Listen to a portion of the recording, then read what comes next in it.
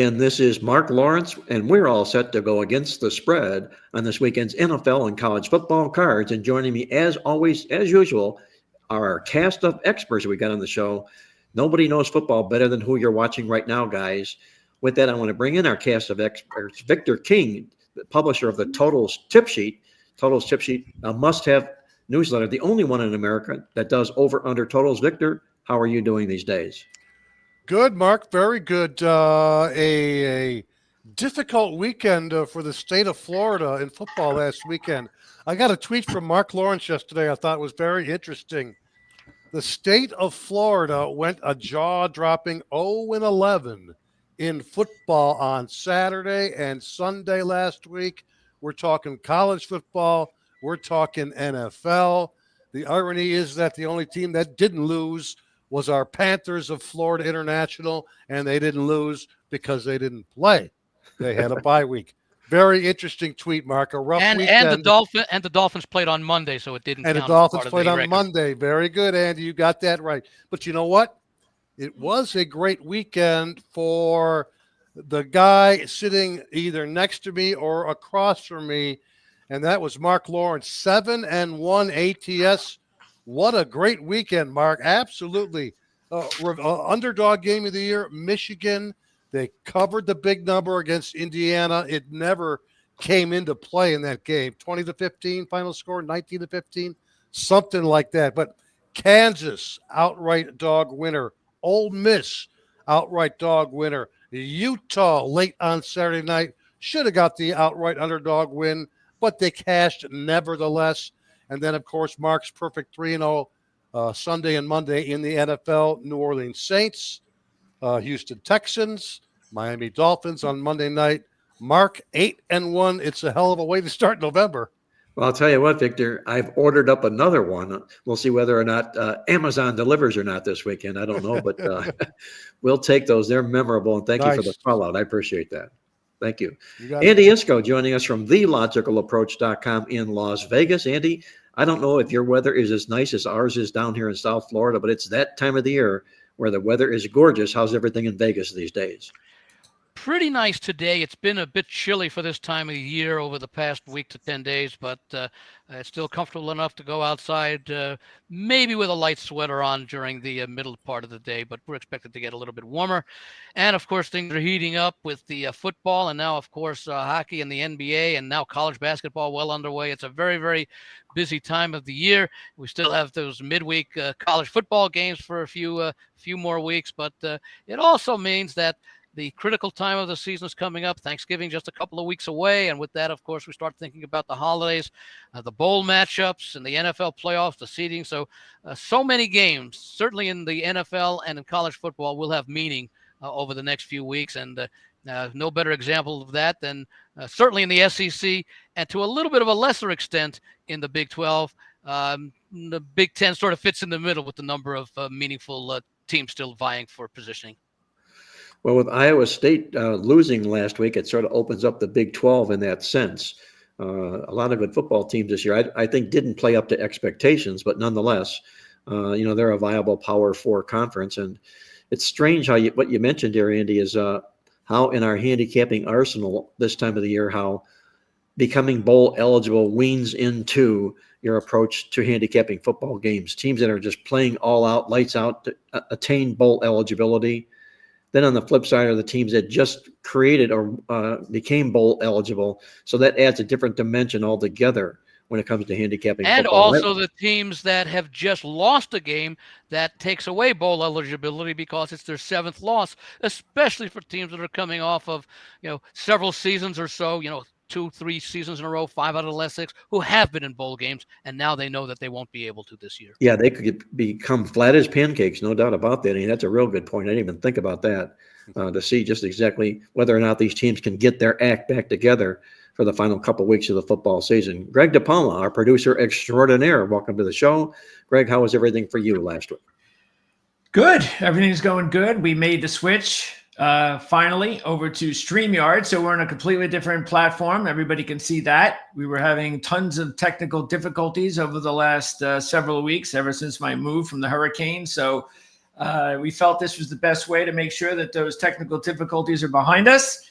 And hopefully that's exactly what happens. So fingers crossed, StreamYard, you pay for it, but that's the reason you pay for it, that you make sure that everything is going to be okay in the end after you record, which is usually a really good show that we have every week here on the channel. Other than that, I think it's great because, as you guys are talking about, I think this is a great time of year. It's so fun to take a look at, especially when you do take a look at these matchups. So many matchups in college football at this time of year do matter because you're looking at teams with those 3 wins or 4 wins, and you know they only have 2 or 3 more chances to become bowl eligible. And so, not that guarantees them victories. That's one thing people need to keep in mind. Just because they need the game, the other team doesn't guarantee that they're going to win. But it does give you at least that sense that's important, that you know that if you're going to put money on this team, that they should be trying really hard to win the game, because they know if they lose, there'll be no bowl for them this season. Yeah, great point. Big time for this year for the college football bowl positioning, if you will. Jim Feist might likely be joining us in the later part of the show when we get into the NFL segment part.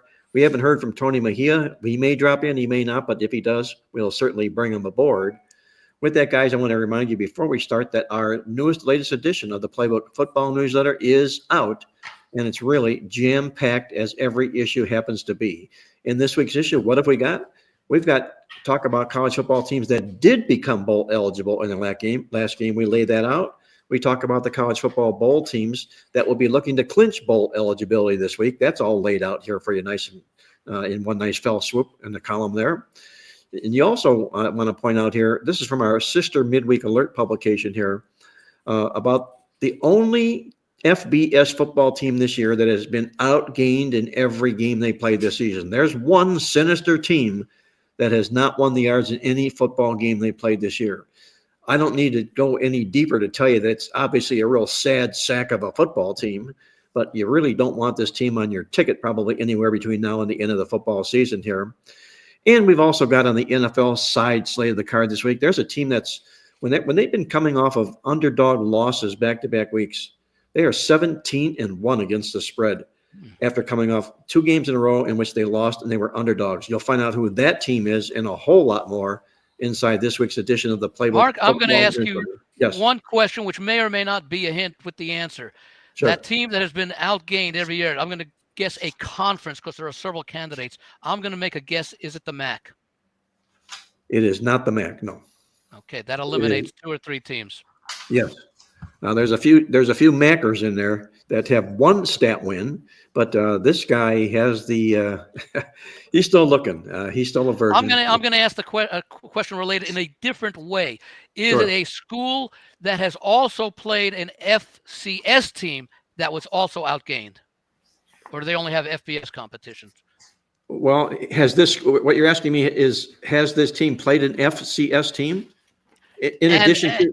And is part of the, in other words, most of these FBS teams will play 1 or 2 FCS teams over the course of a season, and they'll usually win those games 55-0 or handily. But I'd be curious, and maybe you don't know the answer, which is just Well, fine. I looked up my stat and log book here, and yes, they have played an FCS team. They did lose the game, and they were out-yarded as well. Okay, yes. That's hard to do. Yes, it is. Hard to do even if you try to do that. Yeah. But I encourage everybody to download that newsletter, the Playbook Football Newsletter. You can get it now online at playbooksports.com. And while you're there, pick up a copy of the Playbook Totals tip sheet just in time for the football games this weekend. NFL Thursday night, Sunday, and Monday night. There you go. The Totals tip sheet. You can't make a move without that Totals tip sheet, guys. If you're serious at all about wagering on over-under plays, it's just chock-filled with a lot of great information. With that, let's get into, if we can, our college football game of the week this week. And we're down to the nitty-gritty portion part of the football season here, where we've got a lot of great teams to choose from. I think we've got a pretty good game on tap here this week. We're going to stay inside the Southeast Conference, just like we did last week, because the Southeast Conference has top billing this season. Almost every week, there's just top quality football teams knocking heads right now against one another. We're going to take a look at the stumbling Georgia Bulldogs when they play the Tennessee Volunteers this weekend. And one has to ask themselves, what's going on with Georgia? And the bigger question here is, and I'll ask you, Victor, will the Georgia Bulldogs be in the college football playoff this year? It'll depend on the outcome of this week, if you ask me, whether or not they're going to be one of those 12 teams. That is for sure. But I do believe that something really, really is off with the Georgia offense. Of course, last week we were on the under in that game against Mississippi. Even though they have scored 30 or more points in 7 of 9 games, Well, obviously something is off. Whether it's Carson Beck playing like the weight of an entire university is on his shoulders, you think? or the inconsistency with their running game. Maybe we're waiting for something that's just not there. Obviously, it's not a defense you want to deal with when things are not going right offensively. Tennessee, number 2 in the nation in third down stops. Not only that, but they're giving up just under 13 points per game. So that takes us to the line and the total. The total in the game opened at 50. There's been some under money coming in. It's gone down to 48.0. There's a couple of 48.5s out there.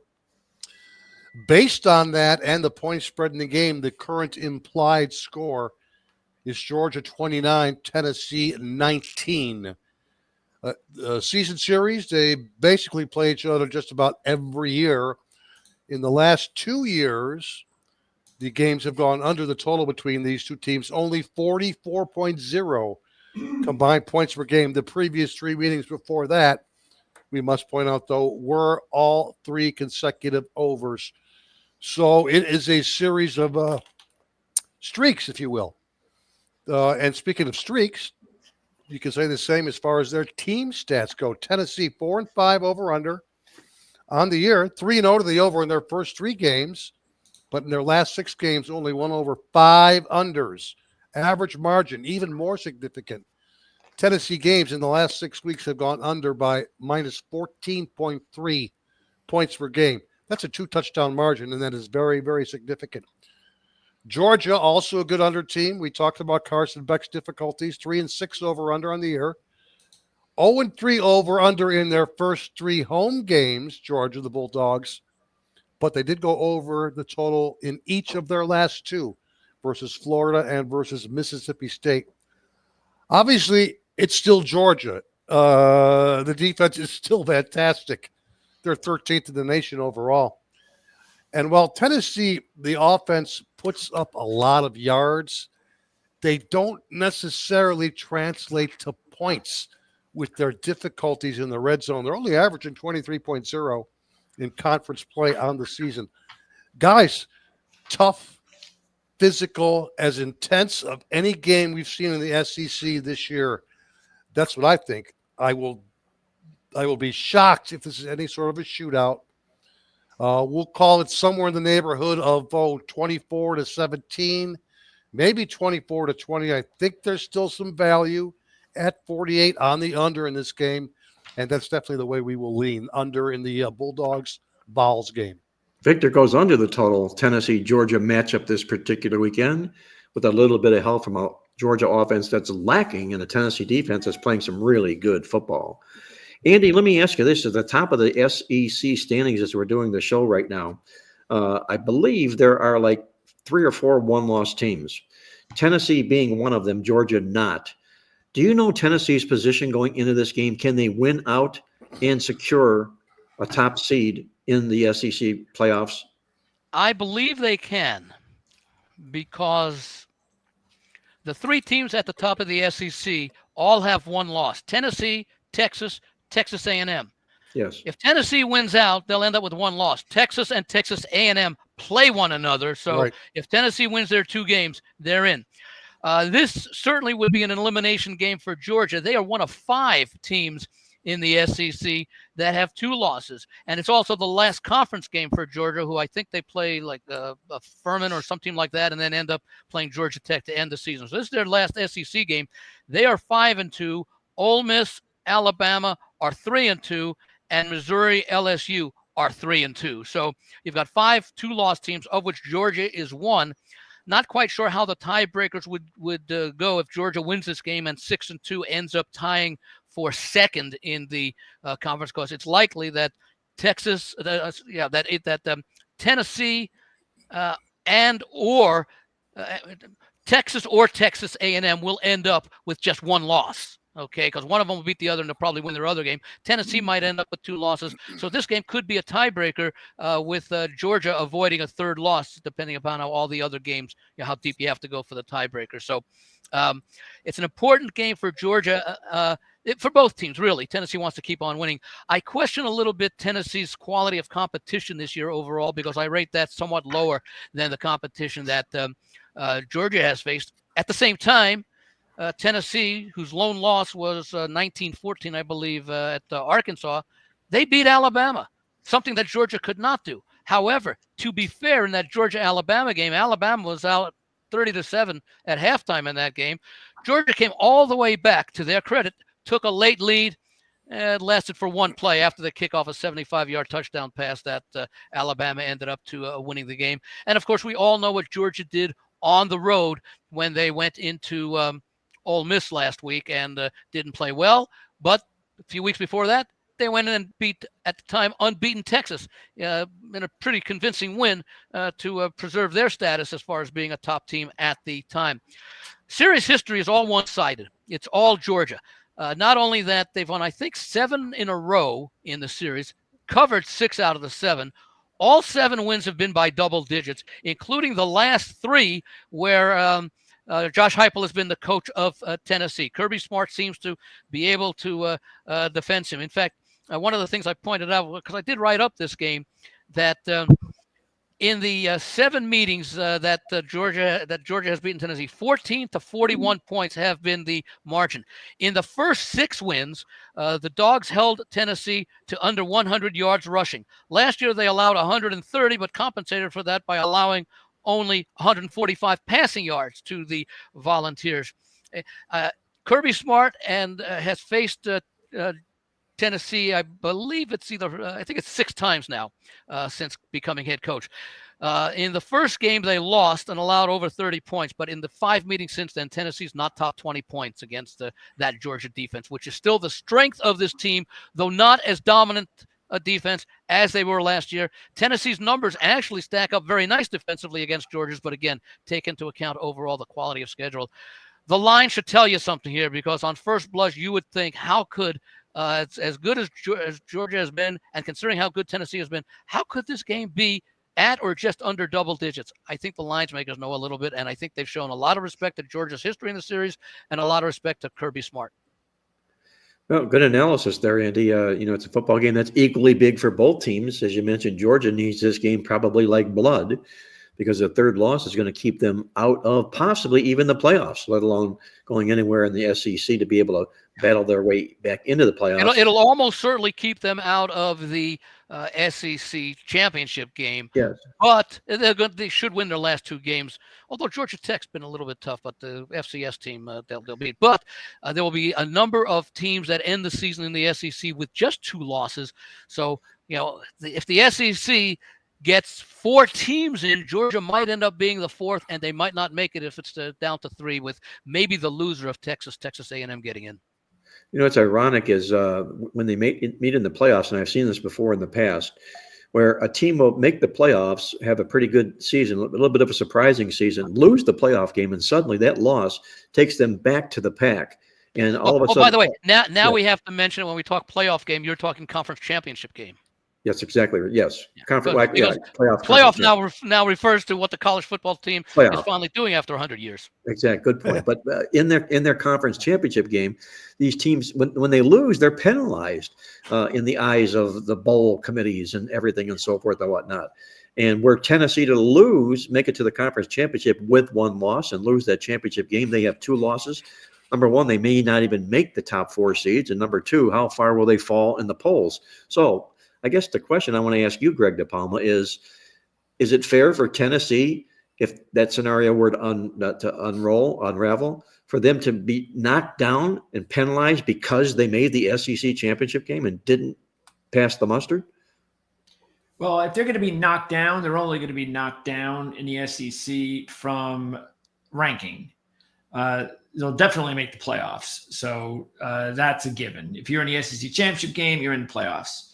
So but they might wind up with a lesser ranking, and I do think that's possible. I think it all depends on how they play in the championship game. So if they get blown out, they don't look good, they'll hold it against them.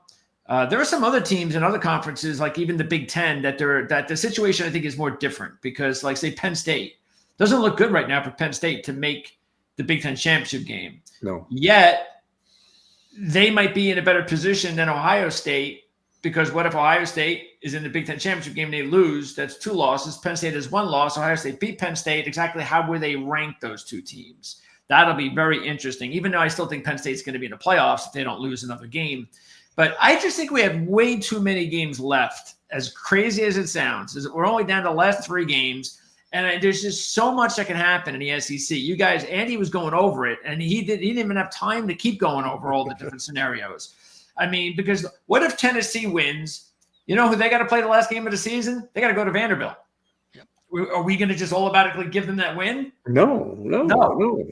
I would say the situation in the Big Ten is a little bit clearer because I do think they'll get 3 teams in. I think Oregon, Ohio State, and Penn State have separated themselves so much from the rest of the Big Ten that you can easily make a case for all 3 of them. You don't have that, as we were talking about in the SEC, where the champion gets in. Maybe the runner-up does, but you could also have 3 or 4 teams with just 2 losses. So Victor went to the under total in this football game. Andy, I didn't quite nail you down as to which side of this football game you're going to end up playing. I will be on Georgia. I will also be on the under. We've seen Tennessee struggle in recent weeks offensively. I mean, go to the they put up 25 on the win at Oklahoma. They put up 14 in the loss at Arkansas. And what was the final score? I don't think they put up a lot of points in their win over Alabama. 24-17. Yeah. So right. they can be held. So normally, and again, what they haven't done against Tennessee, against Georgia in the last 3 years suggests that, 20 is the number that they hit just once in the last 7 meetings. And, if they do that, the game might go over. What's the total? About 47, 46, something like that? 48 right now. 48 right now. So 30-20 would put the game slightly over the total Georgia would cover. But a lot of that, the under is predicated upon my thought that Tennessee will continue to have difficulty putting points up against the Georgia defense, especially on the road. Greg DePalma, you're famous for your money line plays, especially with dogs that have some bite to them. Would you possibly be looking at Tennessee on a money line play in this game? I think you have to. It wouldn't be like my favorite one, but anytime you get a team as good as Tennessee, I mean, what? They're 5th ranked in the country, 6th ranked in the country, and you're getting 3-1 on the money line. That's just you got to do it. I mean, whether you really believe in them or not, it's one of those scenarios where you'd feel like a big idiot if you don't do it. So I think they're getting way too many points, but not that I think that they're going to win, because I kind of believe that Georgia, it's like, really, when was the last time they lost 2 in a row? It's been a while, right? So matter of fact, their last double-digit loss was the 2021 SEC championship game in Alabama, and that's what they're coming off of. So as much as you know, we've talked about it last week. We talked about the game. We all liked Ole Miss, I'm pretty sure, and that's exactly what happened. So we're not big on Georgia, but Tennessee is also vulnerable, and that's what's so great about the SEC right now. That's why I was saying we've got 3 more weeks. We got a bunch of big matchups, and do we even know Texas is going to win at Arkansas this week? No. I mean, that's a major rivalry. Those 2 teams are playing again. That's going to be a monster scene in that one. And then you got a bunch of other games that we haven't even talked about over the next few weeks. So I think I don't know what the tiebreakers are, but if I just had to predict, and I want you guys to give your input too on this one. Who do you think will end up in the SEC championship game? Well, right now, if I like Tennessee in this game as I do, I might take a look at the possibility of Tennessee playing Texas here. Regardless of who it is, it's going to be a real good game. I don't see Georgia making the championship game. Alabama, I know, wants to be there, but they have some work to do and they need some help. So I would say Texas, Tennessee. Victor, what do you think? I would agree with Texas. Still up in the air in regards to Tennessee. But Tennessee is in the eastern side of the SEC, right? No more divisions. No, No more at all. Is that what you're saying? Yeah, just all one division. Right? So then I would say Texas, Tennessee, or Texas, Ole Miss. Well, Ole Miss, yeah. Yeah. Andy, how do you see that? I think if Tennessee wins this week, they're in. Okay. If Georgia pulls the upset, it might very well be the winner of the Texas A&M game. But if it's A&M, they have a fairly easy schedule. They play New Mexico State this week, and then they're at Auburn before they host the Texas game, which is why they have a real legitimate shot. So I've liked A&M all season. I'm going to expect A&M to knock Texas out of the championship game, but I don't know that would put A&M in because, again, it depends what happens with the Tennessee. It depends what happens with a couple of those other 2 lost teams and how that's all impacted. Again, this is Georgia's last chance. If they win, their conference season is over. They end up 6-2.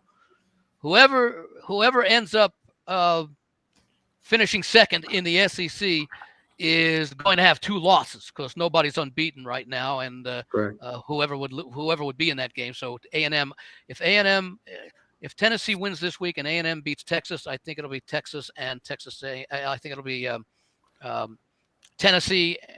I'll go with the winner of the Tennessee if they win against the winner of A&M Texas. There we go. I don't think Georgia makes it even with a win. The A&M game is a Texas game will be intriguing. One from the standpoint that it was at one time a huge rival. Now they're back in the SEC together. But the other is Greg and I were both real strong advocates of the Aggies this football season. We liked a lot of what they had coming back. They haven't really truly disappointed. Yep. At least win-loss record-wise. But my goodness, you take a look inside those stats for this A&M team. They're not healthy. I mean, if I was a doctor looking at them, I'd say, I need you to go take a malignancy test.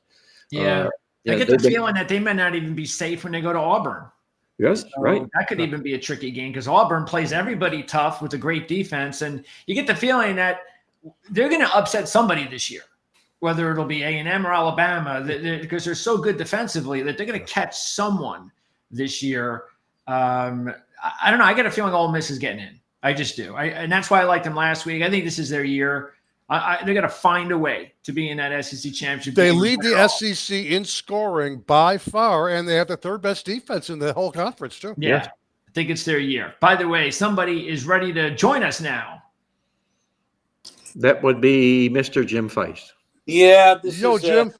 I'm sitting outside the eye doctor. Can you see clearly now, Jim? No, I have not gone in yet, so no. I haven't been looked at. You have not been looked at. I do have a flashlight in my.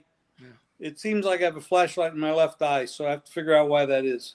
Well, all I know is the rain is gone and there are no obstacles in the way.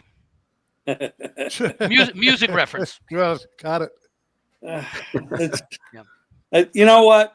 Doyle Brunson told me before he passed, he said, this getting old ain't for sissies. Don't tell me. Mm-hmm. Oh, my God. Unbelievable. Well, Jimmy, we're talking about the Georgia-Tennessee matchup this week and a big game in the SEC conference here. And we've kind of gone around the table here. I'll share my opinion or my thoughts on this game with everybody before we turn things back over to Jim. And, we're talking about a Georgia team that, yes, if they lose, they're dead in the water as far as the Southeast Conference goes.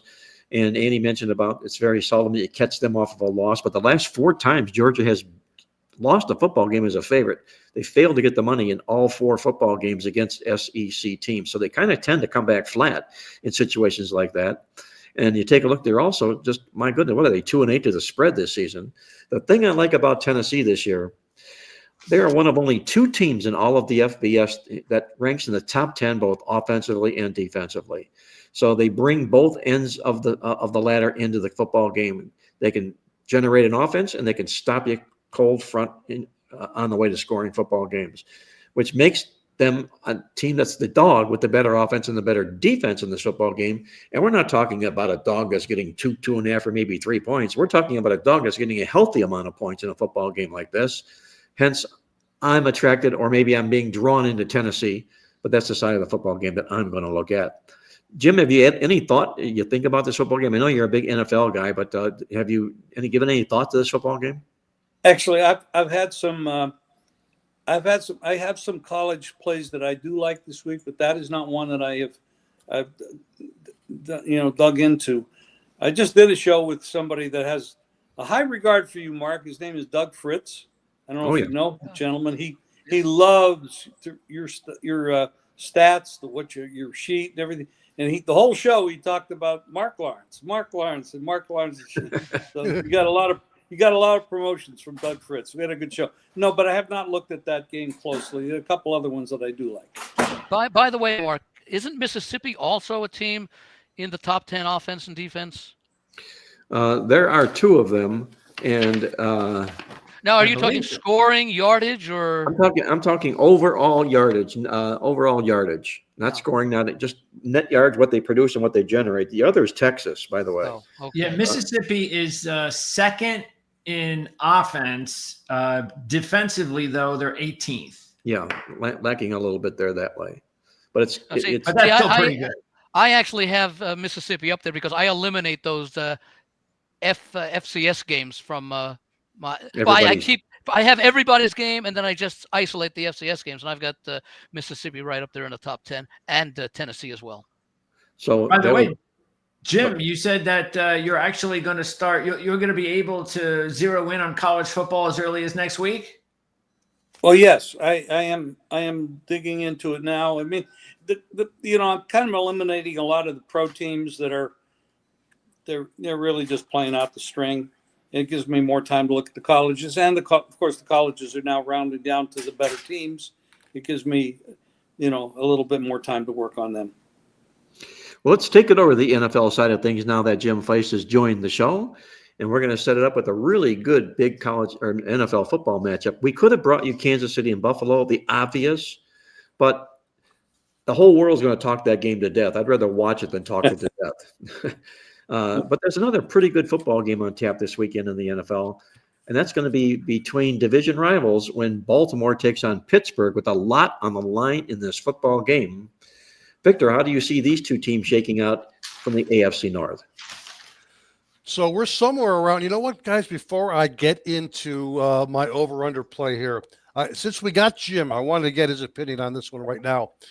After the this weekend's games, in which the underdogs had a fantastic weekend in pro football, I might add, I went to check current odds to win the division in the NFL, and there's one out there that I jumped all over on, and again I wanted to get Jim's opinion because you couldn't get anywhere close to these great odds at the beginning of the season, and again it's the current NFL odds to win their division.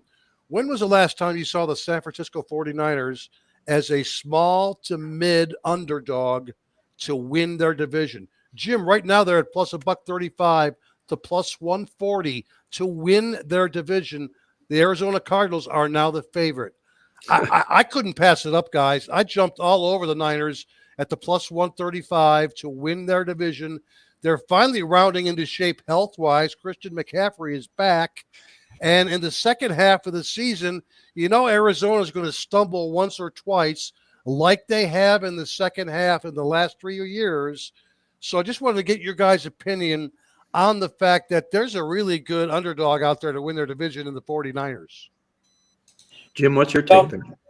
Well, first of all, we all know the pedigree of the Niners, and the Cardinals are coming up and coming, and they're actually doing a lot better than anybody gave them credit for. Their new head coach, they've got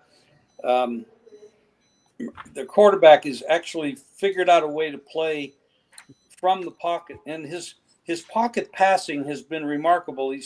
They've changed the way he plays the position. He's actually become he takes the drops, his back foot hits, he throws the ball, and then of course his scrambling ability is amazing. He's very difficult. They're not somebody to take too lightly. What's the price on them, Victor? Currently plus 115 for the Cardinals, plus 135 to 140 for the Niners.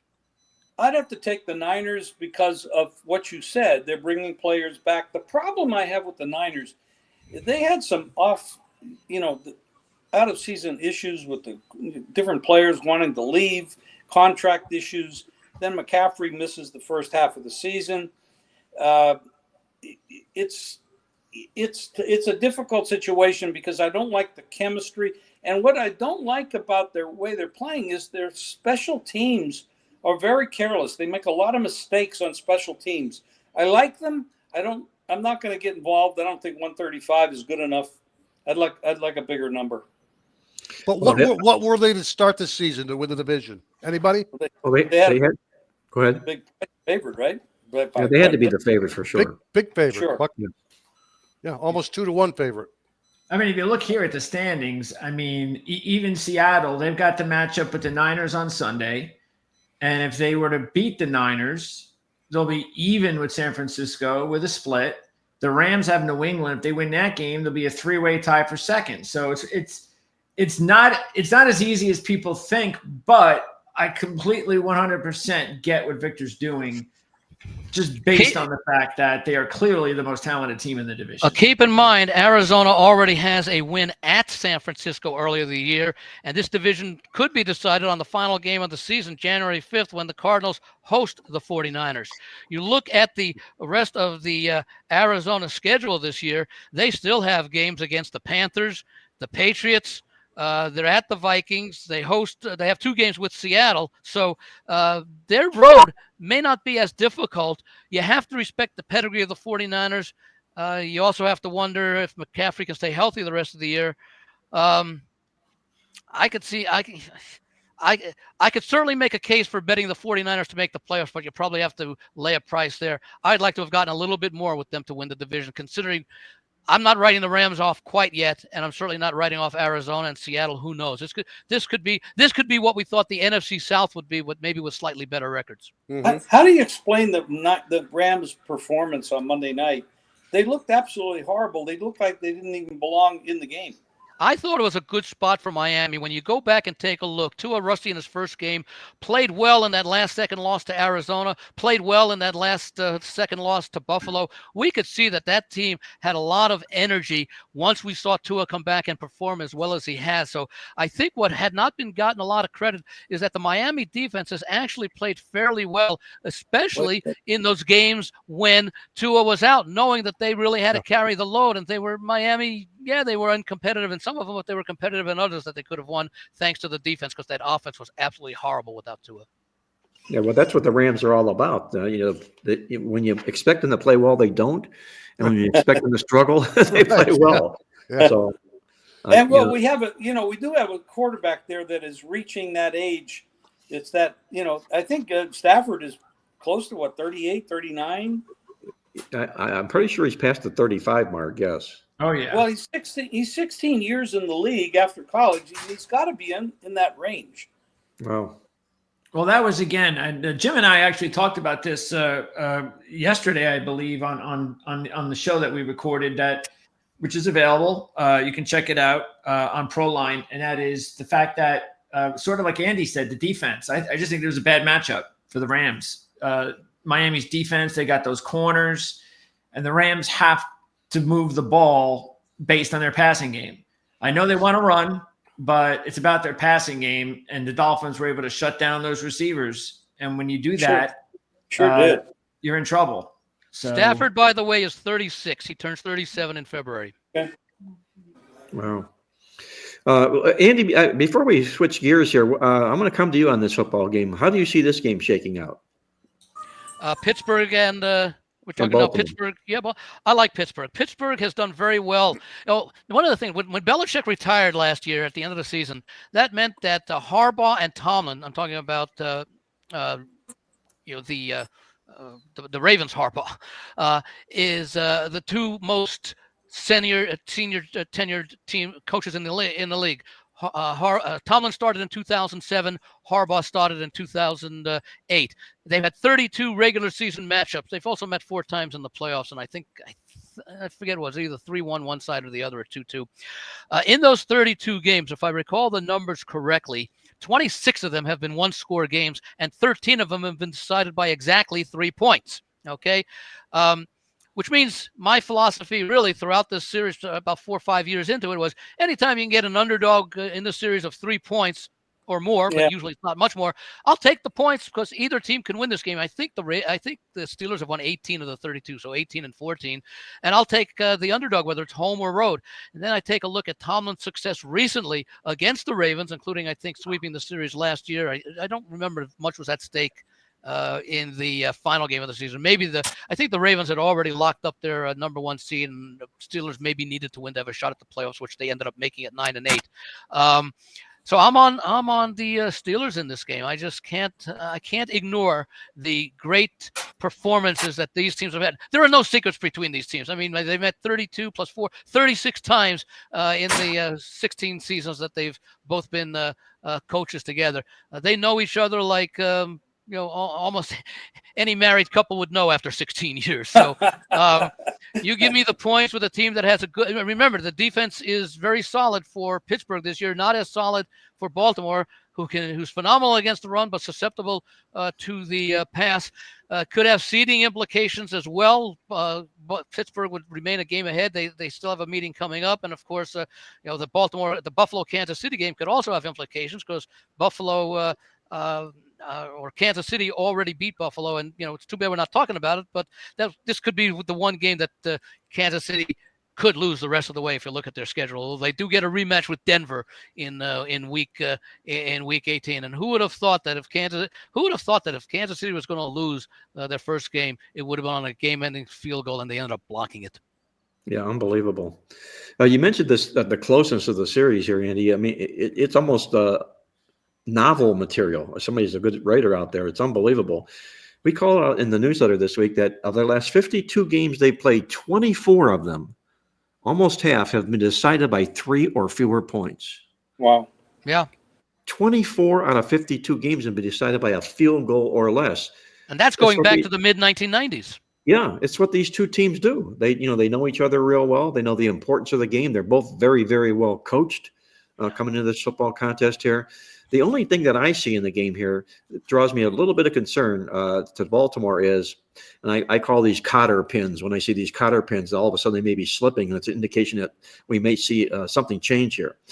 They lost the money 2 of the last 3 games at Baltimore, but look inside those losses. They allowed season high yards in both of those spread losses in the last 2 football games defensively. And if this football team is starting to wear down defensively, it's not the right time of the year to do just that. Not that Pittsburgh's an offensive powerhouse, but they're much, much stronger defensively. The other side of the coin on this here is what we called out in our newsletter here about Russell Wilson and this stat. It's like unfreaking believable. When he's been a dog in his career against teams that are coming off back-to-back wins, he's 19-4 to the spread. Whoa. Yeah, that's a pretty strong Russell Wilson stat right there going into this football game. He's looking pretty good since he came over from Denver. I don't know what happened in Denver, but they couldn't get it together. He looks much better now. Well, he's found the rainbow, Jim. You know those rainbow passes that he throws? He can throw those. He can definitely toss those things. Yeah, they're and he's got 2 wide receivers that can really go get it. And when it's a jump ball, 50-50 ball, those guys can bring it down. Oh, for sure. Hey, Greg, you mentioned about ProLine, and if you want to let our listeners know a little sample or a taste of what's going on with ProLine, all I can say is ProLine is back, or ProLine will be back. If you want to give our listeners some information out there, feel free to do so. Yes, ProLine is back. We haven't really put it all together yet as far as the whole makeup of the channel, because it's been there have been some videos that have been posted. Of course, Jim has been posting there a little bit, but for the most part, there's a lot of videos on there that are 7 years old. So, so we're going to be introducing back when I was young. Yes. So we're going to be introducing a bunch of more content. We've already started this week. So yeah, it's going to be a lot of fun. You're going to be able to catch this show on that channel. So we'll have a link in the description. At least for this week, we're still going to, of course, be posting on Playbook Experts and then letting everybody know where they can get it. They want to get it over on ProLine. But yeah, it's gonna be a lot of fun. I mean, we got all sorts of sports. I mean, Jim is gonna start talking basketball real soon. He's already started already betting on college basketball. in November like a madman. So we're going to be talking golf in January, horse racing. It's going to be a lot of fun. And so, yeah, that's over at Proline. And keep an eye on the description, the link in the description for that. So, matter of fact, like I said, Jim and I just posted a video yesterday that you can find over on the website. We went through the entire schedule of games, including this one, and I made it. I made a really big move here on Pittsburgh based on, of course, the Playbook magazine. This is what I use. And what's great about the magazine, too, we don't talk about probably enough, is that whenever there's like a division matchup, which really what I like to do is I like to go into the 10-year history of the matchups. So I might not get it here. So I do it myself, and I say, okay, well, it's a division matchup. I always like to see trends. I think the trends really matter a lot more in division matchups than any other matchups. So I was looking, and I'm going through this for like 10 straight years, 12. And I'm going, I can't believe this. The dog in the series, actually, and let's keep this in mind too, because just to remind everybody, because last year, the last game of the regular season, Baltimore, Pittsburgh. Baltimore played basically nobody, didn't need the game, rested everybody. Pittsburgh needed the game, had to win the game to get to the postseason. And so Pittsburgh was the favorite, obviously, in Baltimore because of that reason. Everybody was sitting for Baltimore. So Pittsburgh wins. By the way, it was a 7-point game, not a 3, 7. So the trends didn't work at all in that game, but it made sense. Baltimore wasn't playing anybody. It wasn't a real game. But if you look at the previous 12 games when they were all real games, the dog in this series, 9-3 straight up, 11-0-1 against the spread. So you talk about 3-point games and the dog, and right there, just over the last 12 games prior to the game, week 17, or whatever it was, week 18 last year, the dog is the way to go.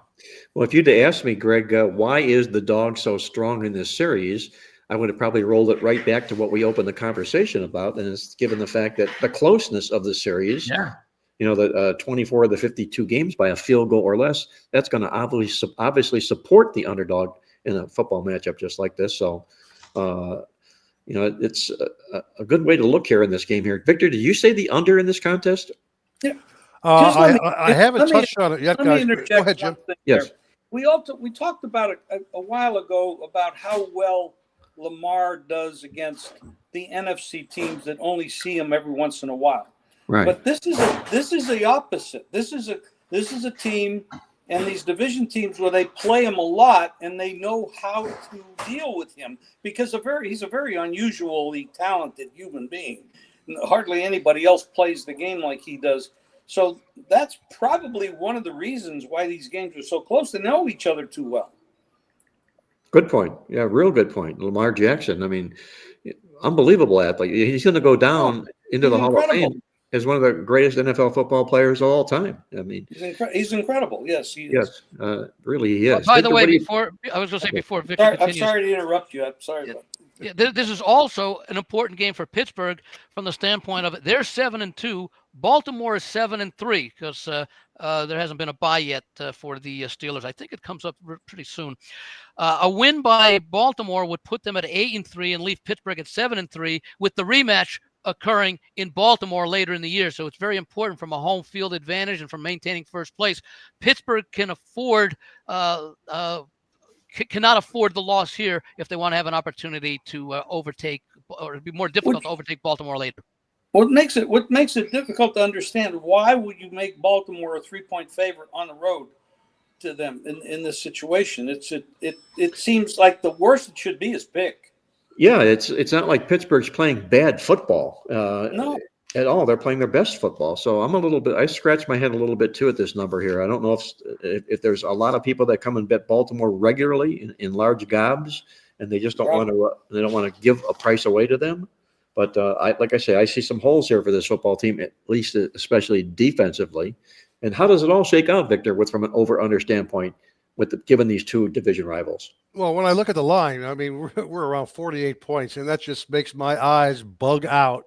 seeing a Baltimore-Pittsburgh game with a over-under line that high. In fact, it's the second highest over-under line in the history of this series.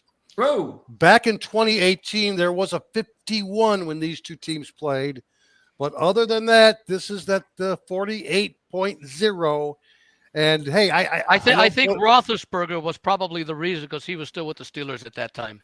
Right. And I don't blame the people for wanting to bet the over, considering the fact that Baltimore is the number one over team in the NFL this season. They've gone 9 overs, only 1 under. They've gone under in they've gone over in 6 consecutive games, the Baltimore Ravens. They're off an 859 combined yardage game last Thursday against Cincinnati.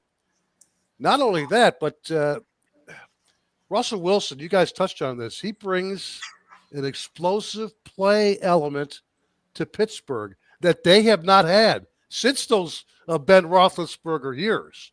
He throws a beautiful deep ball, and they've remarked, Pickens, Mike Williams, they've remarked that he just throws a beautiful deep ball.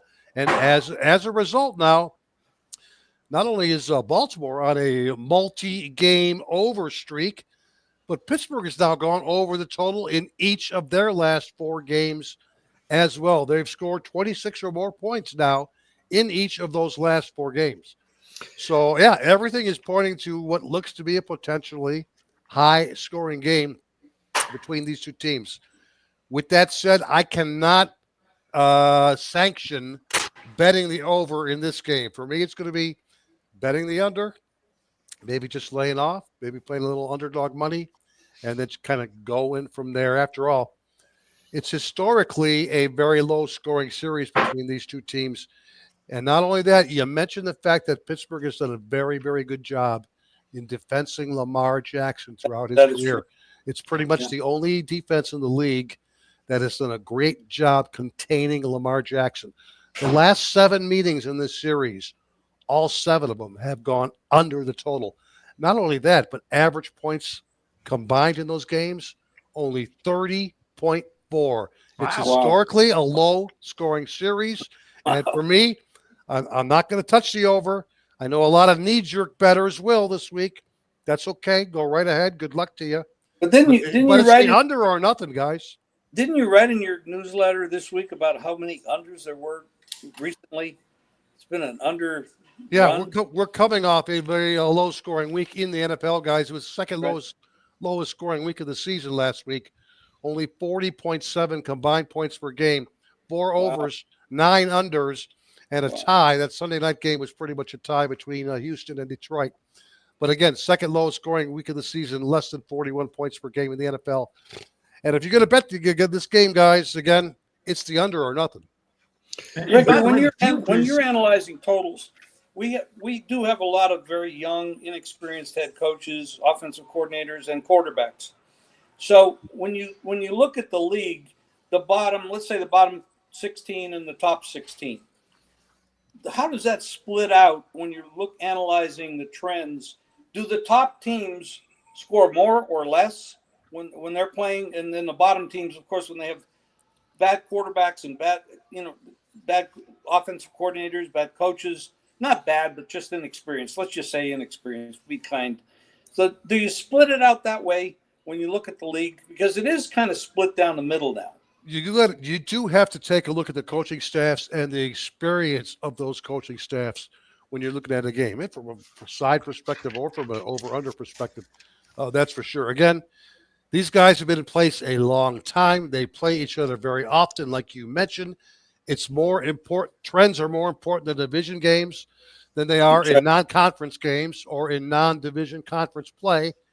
And again, I can't ignore the fact that it's historically been a very low-scoring series between these two teams. I don't want any part of over 48. Sorry, guys. So if Victor says it's Tomlin and Harbaugh, it's a chess match. And with the chess match, field position game. Yes. Let's keep that potent Baltimore offense off the field as long as we can. How can we do that? Yeah. We pound the ball with Najee Harris, with Jalen Warren. We maybe scale back the yards per attempt with the Russell Wilson plays, and we try and keep that potent Baltimore offense off the field. Andy, where does the logical approach go to in a football game like this? Really marquee matchup. Well, as I mentioned a little while ago, I'm automatically compelled to take +3 or better Yeah. with either side, regardless of where it's being played. But again, you guys, and we mentioned earlier, you know, Pittsburgh's had great success. Tomlin's had great success against Harbaugh. He's had great success against Lamar Jackson, etc.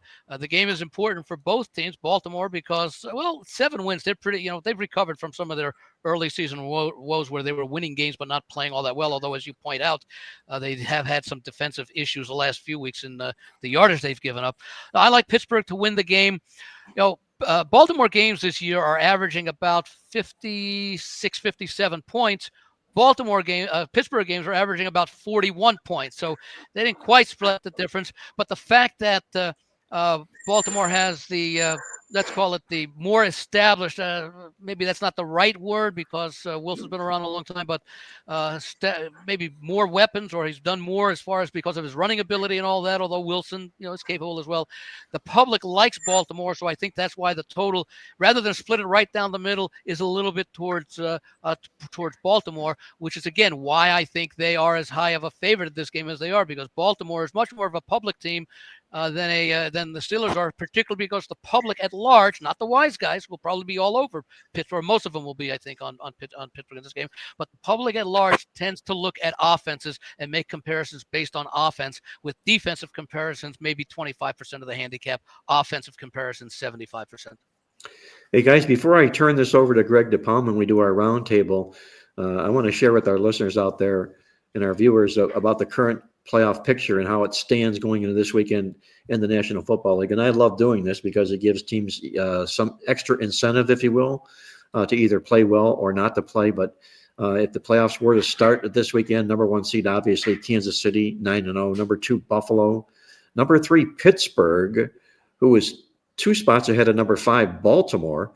It's only because Pittsburgh has only played 9 games and Baltimore has played 10. But nonetheless, it's 3 Pittsburgh, 4 the Houston Texans, 5 Pittsburgh, 6 the LA Chargers, and 7 the Denver Broncos. Right on the heels of them are all teams with losing records, but still knocking on the door. The Indianapolis Colts, Cincinnati Bengals at 4 and 6 apiece, Miami Dolphins, New York Jets, Patriots, Browns, Titans, Raiders, and Jaguars. And out of that group, I might say that I would be most fearful if I was one of these 7 teams that was positioned right now to have a seed. The one team that I would be most fearful of would be that number 9 guy, the Cincinnati Bengals, who have gotten off to a rotten start, but yet take a look at where everything is here. They're only 1 game back at Denver from a playoff position as far as playoff seeding goes. On the NFC side of things, number 1, obviously, the Detroit Lions, who many people feel are the best team in the NFL this year. Number 2, Philadelphia. Number 3, the Atlanta Falcons, a little bit of a surprise. Number 4, the Arizona Cardinals, and that's probably more a surprise than anybody. But that's who they are. That's the Arizona Cardinals. We talked about them before and the job that they're doing. Kyler Murray's having a great football season. Behind them, the Minnesota Vikings, the Washington Commanders, and the Green Bay Packers. And sitting on the bubble, I won't go through all the list of them, but I'll mention the 4 teams that are either 5 or 4 wins. The San Francisco 49ers right now at the number 8 seed, Bears 4-5, Seahawks 4-5, and Rams 4-5. And if, like, Cincinnati was the team I'd be fearful in the AFC, it would obviously be the 49ers out of the NFC. I'm going to make a little bit of a case for Miami. They are 3-6 now with the win. We've got Tua back. I mentioned how well they're playing. They've already played 2 games against Buffalo. They have upcoming games: Raiders this week, Patriots next week, at Green Bay. Quite likely a loss, but not necessarily. 2 games against the Jets. They play at Cleveland late in the season. They do host the 49ers, and they're at the Texans. 10-7 might get them in. I can see Miami. 9-8 might. I can see Miami making a bit of a run because of how they've been playing. Like I said before, better defensively than a lot of people have been able to recognize because of all the offensive issues that they've had. As long as Tua stays healthy, I can see Miami making a little bit of a run. And I might, even though they're a game behind Cincinnati, I could see them catching the Bengals. What are the odds of them making the playoffs? They're probably they got to be plus probably 200, if not higher. It's got to be higher than that to make it worth it, I think. Yeah. But I'll see if I you're can right. find. Victor's got to take off. I haven't seen a number on that, but that would be an interesting bet.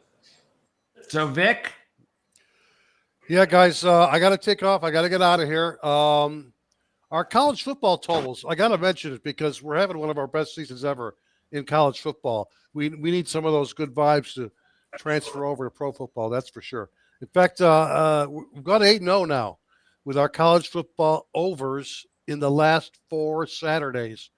Got one on Friday night, playbooksports.com. Got 2 more college football overs going on Saturday, again at playbooksports.com. But I do got to take off, guys. I want to say best of luck to everybody this weekend. And Jim, good luck with the eye appointment also. Well, thank you. I'm going to have to run in myself because I think they might be looking for me. By the way, Jim, you were right, Jim. The Dolphins are plus 325 to make the playoffs. There you go. The Bengals, a game ahead of them, are only plus 130 to make the playoffs. So, Mark, you may have a good Might bet be. there. That's an interesting bet. An interesting point you made on that. All right, Jim and Victor, you guys be well. Thanks for Take care, joining me on guys. the show. We'll hook up again Thanks, next week guys. for sure. Okay. Good luck, guys. Lot of fun. Good luck, everybody. All right, thank you. Greg, it's up to you, Andy, and I now to put the wraps on the show. And I know you want to go around the horn and ask us a question or two. yeah, the horn's gone. So yeah, it's only the 3 of us. By the way, a couple of other notes regarding this Baltimore-Pittsburgh game, and that is next week, because Pittsburgh will be on a short week. They'll be traveling to Cleveland for Thursday Night Football. Then they play at Cincinnati, and then they host Cleveland again. So remember, we talked about this last week. You're going to see a ton of divisional matchups now for the rest of the season. So a lot can happen. Even if one of these teams loses, Pittsburgh, Baltimore, they are not out of it by any stretch. There's a lot more division games to go. And by the way, Baltimore's next matchup, Monday Night Football, the Battle of the Harbaughs, as Baltimore travels to LA to take on the Chargers. So, nice. That's a real nice battle there. Yes. Yeah. And of course, Cincinnati's at LA this week, and we know how good Cincinnati is as a road dog. So that's going to be, I asked this to Jim yesterday, and I said, look, the line's down to 1.5. And I asked him, I says, well, what do you think? I mean, Cincinnati is such a great road dog, but do you think on game day, Cincinnati will stay a dog? And Jim doesn't think so. Jim thinks the Bengals are going to end up the favorite on game day. And if that happens, that road dog deal comes right off, which I'm not hoping for from a Bengals better. But do you guys agree? Do you think the Bengals will end up as a favorite or a dog when it's all said and done? Well, I wouldn't be surprised if they go favorite, but Andy, go ahead, take it. I was going to say, we all know that the Chargers do not have a very strong home field advantage, so we may see a nice split in the crowd between Bengal supporters and the Charger supporters, although there is a little bit more enthusiasm with Harbaugh and the record of the team. As far as the Cincinnati as an underdog, I like to look at those things and break them down into, a road underdog of under 3, 3 to 6, etc. So, Cincinnati, I don't know what their record is when the point spread is, let's say, 2.5 or less, or maybe even 2 or less, as it likely would be in this game. But does it depend on how, does it depend if you're talking about a team that's 7-1 or like Cincinnati's 15-4? So it's a really big number. So does it matter to you if you got like a 25 game comparison to a 10 game comparison?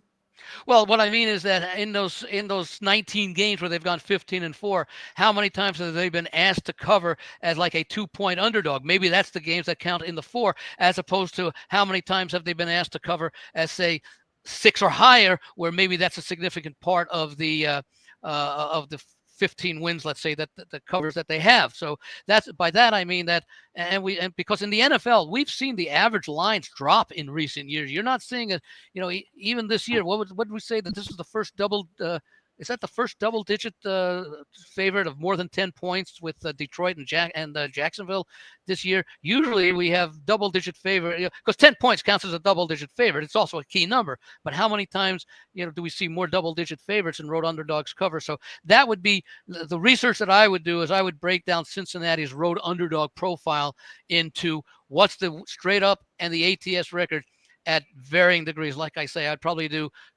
under 3 points, exactly 3 points, 3.5 to 7, or 3.5 to 6.5, 7 exactly. Key what it is on the key numbers, and also around the half numbers below that to get a better idea. I would think it's probably, if it's 15-4, I would say probably half of those games are 3 points or more. I don't think that anybody that watches this video, especially since we're late in the broadcast, is probably going to pick up on this, because this is something that's going to come for tonight. But this is one of the trends of the week that I saw that was really big, and it's in college football. Obviously, I got it from the magazine. It's that East Carolina-Tulsa game tonight. By the way, East Carolina playing a lot better now that they've switched head coaches. But really, a lot also has to do with the fact that they got this quarterback, Caton Hauser. He was a 4-star recruit out of Michigan State. A lot was expecting him over there. That's when Mel Tucker was the head coach. It didn't work out. He was still young, didn't get a chance really to do anything, transfers. And he's picked up now as the new starting quarterback at East Carolina, and he looks like the real deal there. But East Carolina 0-15 against the spread as a road favorite of more than 6 following a straight-up win. And they're 0-1 in that spot this year. So I figured I'd throw that out there, because that's as big as a trend that I've seen that is distinctive of any trend that I've seen this week. But again, that game's tonight. Also, do you guys know if you've ever seen a team with 3 straight pushes? That's ironic that you mentioned that, because I think I called that out in the newsletter when I hand log all of these, but there was a team that's playing this week with 3 consecutive ATS pushes. Yeah. Refresh my memory, Greg. If Connecticut. Connecticut. There you go. Yeah. Yep. I like your really comment. rare. I liked your comment, Mark, in the East Carolina write-up. You don't get too political very often, but I caught the reference here about Tulsa. They don't score much and are burdened with an open border defense that gives up nearly 39 points per game. I had a chuckle out of that one. You have to use it when you can. What can I tell you, Yes. Andy? Did you guys catch how Jacksonville State won their game last week against Louisiana Tech?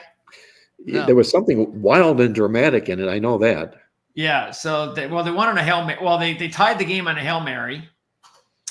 Actually, this was the situation. So they're down 6, and they get the Hail Marys. One of those Hail Marys that you never see, because everybody was basically standing on the goal line, and the ball comes whizzing by everybody, and the receiver from Jacksonville State just basically catches it.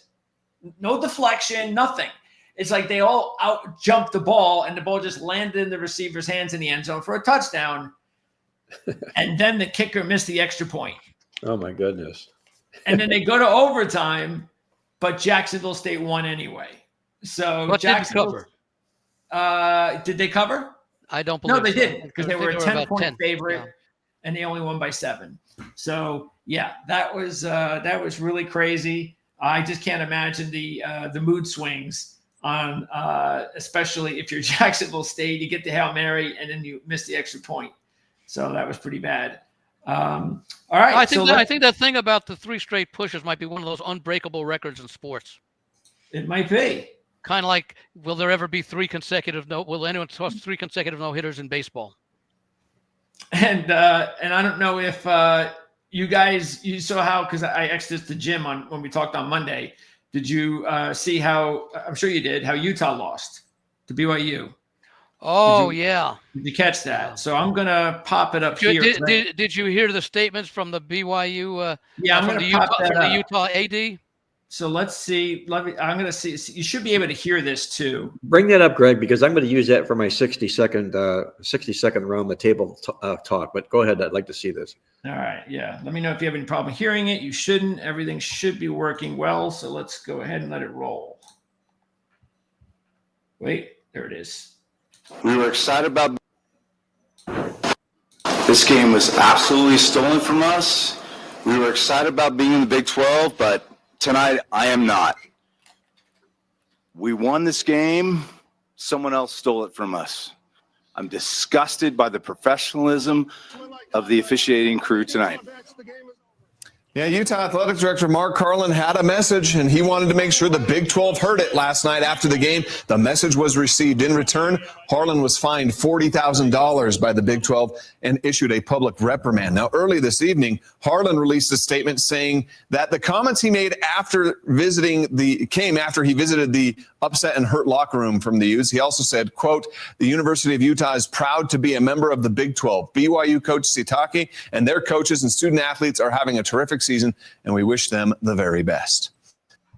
All right. So For whatever reason. we don't want that, whatever that is.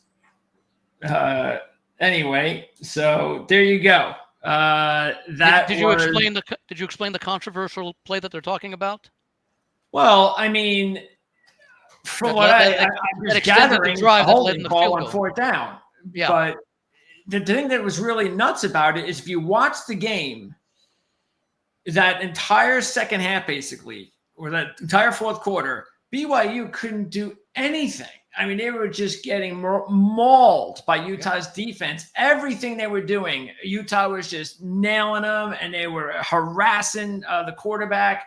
First down, second, and then it was first down, second down, third down, and on fourth down, it was awesome seeing that linebacker. I think it's that kid Reed.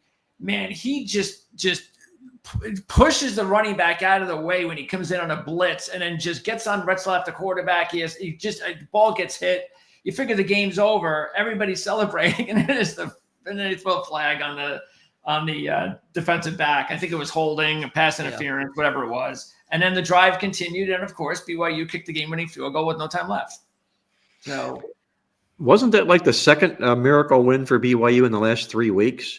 Yeah, I think they sort of been blessed here, if you will. They had that win against who was it? Oklahoma State. I think it was.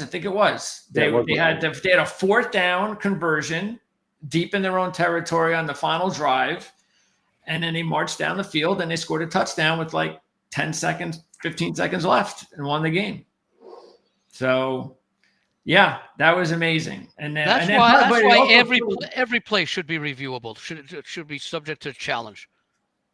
Especially when it appears to be such an obvious call, because the officials, as much as they try, they can't see everything, and the things they see happen so quickly that if it's noticed by the people who are watching, in between plays, every challenge should be reviewable. There's so much at stake, and of course, BYU. Hey, the conference would love to have BYU go unbeaten into the college football playoffs. Yeah, I think they're going to have a hard time, though, on Saturday night. I don't know about you guys, but we talked about this last week, Mark. It was 2 weeks ago. It was the Kansas State game. That was the game that you actually liked Kansas as a potential upset in that rivalry that was completely one-sided with Kansas State. Yet Kansas nearly pulled off the upset, covered the game last week. You picked them again. They won the game. I just starting to get a feeling. We just talked about it on the show before. We know how important it is for Kansas. They have to win. If they run the table, they go to a bowl. And BYU, it's an important game to be undefeated, but BYU is still going to be in the Big 12 championship game and probably will end up, as long as they don't get another loss, if they win the Big 12 championship game, they're going to be in the playoffs. So this is not as important a game for BYU. So I don't know. I get the feeling Kansas might be a good play this week. I'll tell you the only thing that I have on that one, because I also agree with you. I do like Kansas. I took them +3 earlier in the week. But BYU could also take the mindset, hey, we're going to go out and show that we're not going to need any official call or anything to beat a team. We're going to go out and win this game the way we should have. We hope to win last week. That's the only concern I have, is that those Utah comments might have actually energized the team for this week's game. And unfortunately, Kansas may bear the brunt of that energy. I'm still on Kansas, though. So too am I. By the way, they have two top, I'd say, first, second round cornerbacks. I mean, they have got some dynamite corners on that team. They are a very tough team to match up with those corners. BYU has two good receivers, Roberts and Lassiter. You put those two guys on those two receivers, BYU's good. They got a nice running back, LJ Martin. He's going to be a pro one day, young kid. But yeah, I would suspect that's going to be a really good one. And that's a late game too, right? That's one of those 10 o'clock games, I believe, on Saturday night.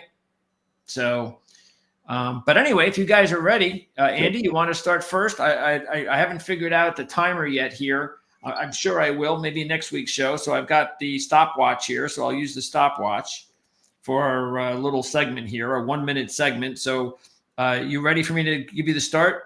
Sure. All right. So let's go ahead and start now, Andy. I'm going to take a look at the game between Illinois and Michigan State. It's been a rough first season for Jonathan Smith, who came over from Oregon State and basically rebuilt the program in his, I think, 6 years there. They started off 3-0, but they've gone Michigan State started off 3-0, and they've gone 1-5 since. Lone win was a 32-20 upset over a decent Iowa team at home. But I like Illinois in this spot. I like the way that they match up against Michigan State, and I like the fact that my measure of efficiency, the X factor, which basically tries to correlate yardage gained or allowed versus points scored or allowed, is heavily in favor of Illinois. I like their turnover advantage in this game. I'm going to look for Illinois to get a nice little win as they play one of their last home games of the season, get themselves into a little bit of a better bowl. Michigan State has a lot to look forward to next year, but Smith unfortunately inherited a team that lacked a lot of talent. I'm going with Illinois this week.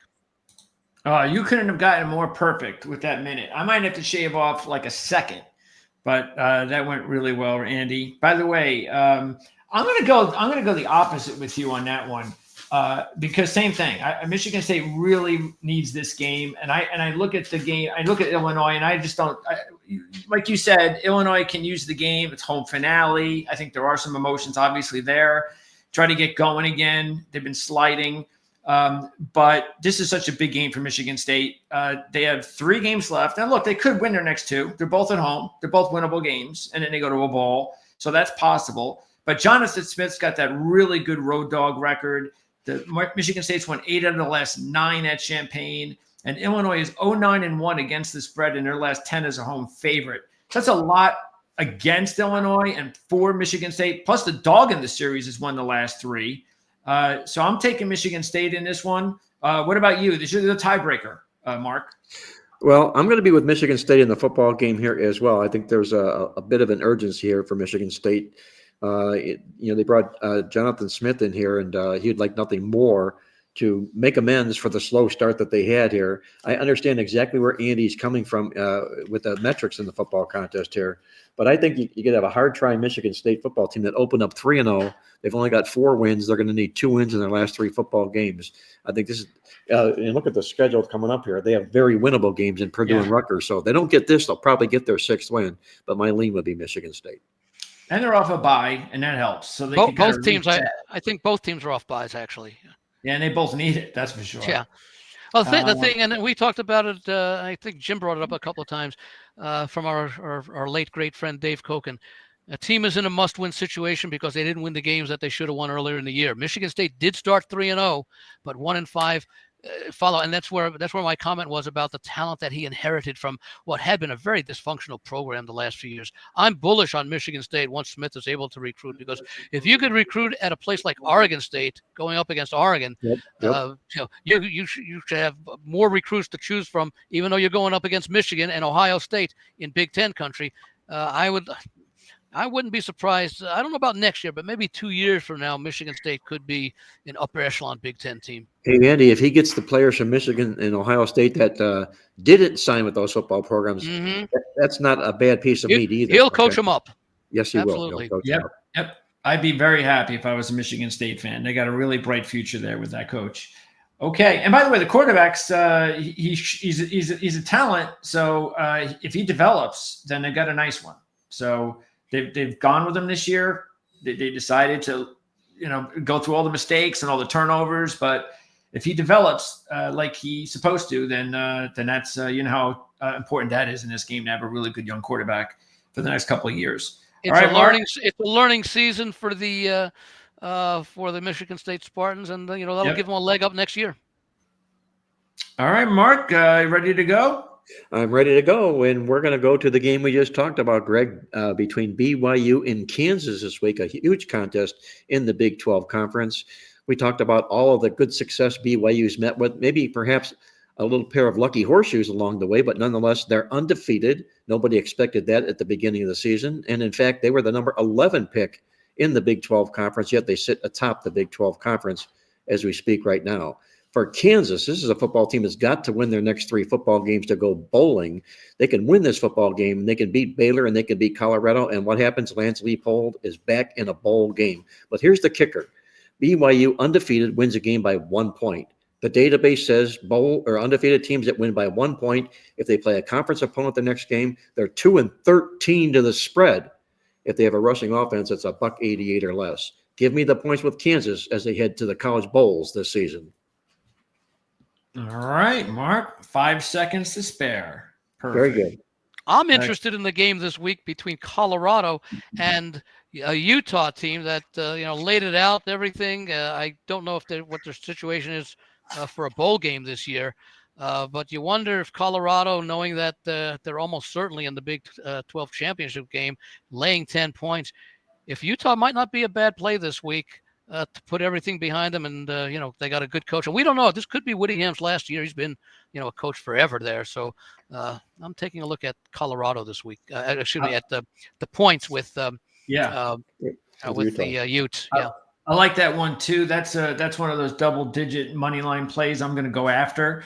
I am a little bit concerned, like you said, with the loss and the hangover, and that could hurt them. They've had a very tough season. They had to bye, and maybe this will save our season, and then they lose the way that they do.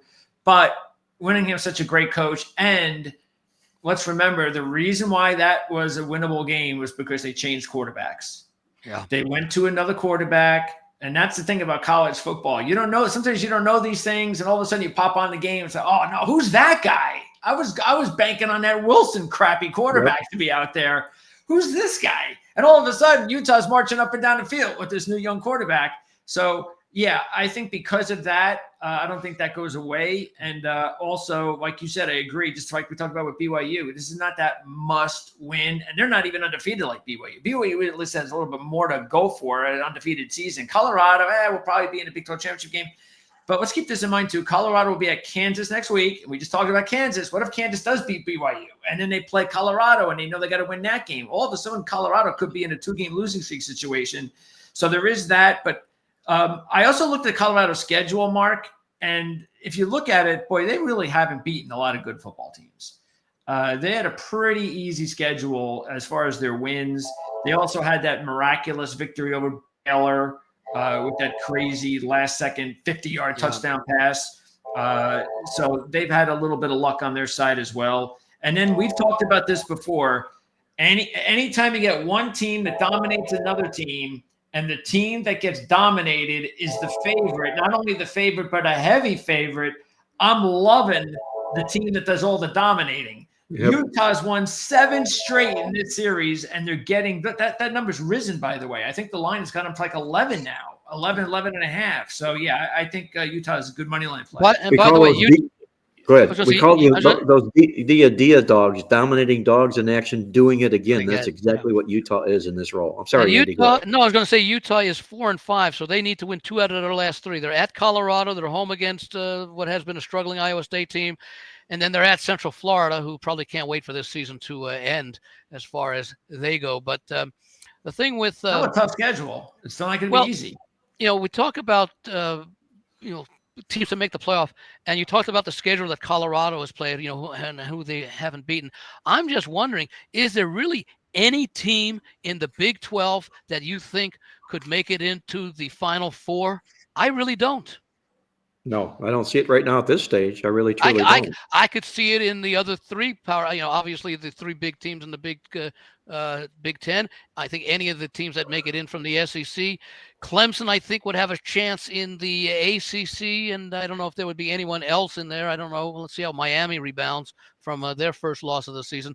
But I can't see even an undefeated BYU or maybe what could be a 1-loss Colorado as really matching up against any of the elite teams from those other 3 Power 4 conferences. Well, that would be a mistake if 1-loss Colorado were there. They'd get exposure right away, Andy. Right away.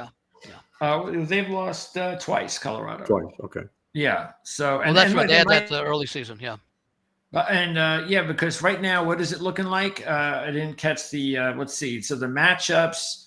BYU is 6th, so I'm not sure. But again, the whole thing changes as far as the brackets are concerned. So I haven't looked at the brackets to find out. And look, it's a long way to the end of the season, but it looks like BYU, if the season ended today, would play the winner of Ole Miss and Penn State. Now, they could play Penn State, but I don't give them much of a chance if they play Ole Miss.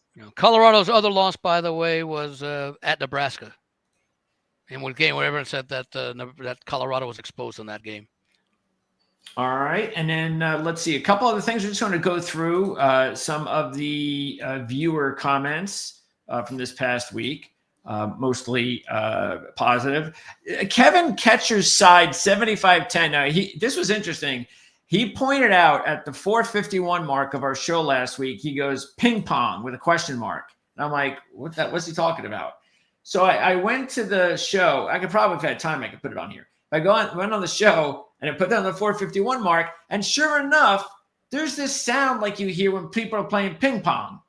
And I'm like, who the hell, where is this coming from? I'm like trying to figure out where this ping pong noise is coming from. I couldn't figure it out. So I don't know if someone had like a ping pong sound effect on their screen or something and just didn't even really think about it. But I thought that was interesting. The only thought that I would have something like that, because I know that my phone does it on occasion, you get like a message and it's an audible alert that comes in, but that seemed to be a little bit too short to just be an alert and not quite loud enough to be an alert. Although volume could have been down.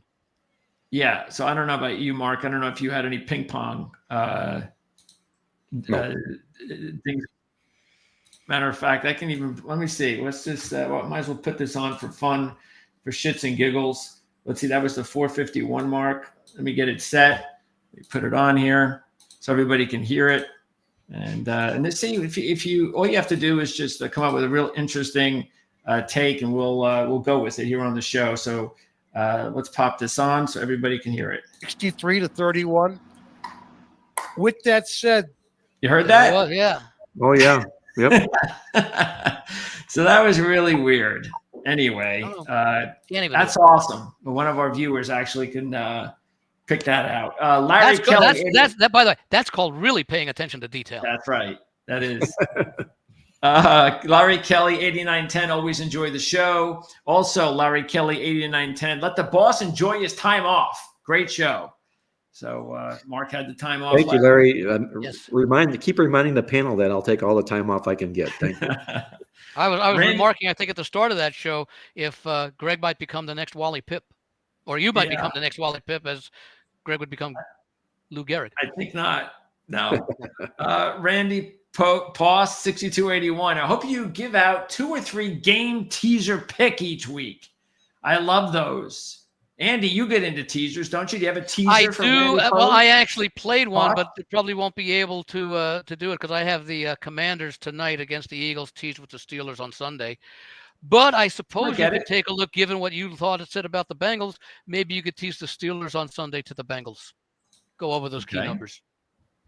And Manuel Hernandez, 9448. My favorite PCast for over 12 years. So Manuel's been checking you out for a long time here, Mark. Nice, real good guy. I like the guy's got taste. That's all I can tell you, Greg. He's got taste. It's actually with the length of these podcasts, it sounds like 24 years. 2 hours per podcast instead of one. Ordered the cap. The G's are back. I don't know what that means. Maybe you guys, the G's are back. Anybody? It can't be the Giants. I don't know. The G's. By the way, henceforth and until further notice, this is to all the media that's a print media, whether it be on the internet or in a newspaper or a newsletter or whatever. You should henceforth return to the New York Giants with a capital N, a capital Y, and a tiny G, lowercase g. Yeah. Little G, huh? Yeah. The New York teams have been in a lot of problems. And we're going to leave this one by, and you can catch this out again. Jim and I are going to be going through the NFL every week on Wednesday, so make sure to catch that show out. But in case you didn't, because I know we didn't do the Kansas City Buffalo game, I just want to give this stat because this is important. A trend with the Kansas City Buffalo game series, and that is the fact that not even the series. Remember we talked about this when Kansas City was an underdog with San Francisco, and well, they did it again. The Chiefs are now 13-2 straight up. 15-0 against the spread, the last 15 as a road dog, including 10-0 straight up and against the spread in the last 10 and the one win in the one spot this year against San Francisco. I believe I saw a stat similar to that, but I do recall. Well, I was going to mention in that series, they've played 6 times since Mahomes became the starting quarterback. They're 3-3. Yeah. The difference is Buffalo's won all 3 games played in the regular season. Yeah. Kansas City's won all 3 games played in the playoffs, and That in one of those games that Buffalo won, they were Kansas City was an underdog. And, last year they were at Buffalo, right? And Yeah, the road Buffalo that was was a a favorite. playoff No, game. I think in the one of those regular season games, I believe Buffalo was a 2 or 2.5 point favorite over Kansas City, and they did win and cover because it was a regular season game. Yeah, I'll have to go because back and Kansas check that for City, next week. They were what 5-0 last year, and a lot of those were down in the playoffs, right? Yeah, so it may have been 2 years ago. They went on a playoff dog run, big time. They won their Yeah. first game as playoff chalk, and every game they played thereafter, they were taking points all the way through, and including the Super Bowl. Yep. Yeah. 4 of the last 5 games last year, they were an underdog, and they won them all. Yep. So, and then, by the way, the road team is 6-1, a straight up ATS last 7 as well in that series. Yeah. So that's it for me, Mark. And hopefully, again, we won't know until we check it out afterwards. But hopefully, the show went well. There were no technical difficulties, and if not, we're on our way. Well, it went well with our cast of experts. I want to thank you, Andy Iskoe from TheLogicalApproach.com, Greg DePalma from Prime Sports Network, and Victor King joining us from the show as he always does, Jim Feist, a legend from Las Vegas. Until next week, once again, this is Mark Lawrence reminding you to always remember to bet with your head, not over it, and good luck as always.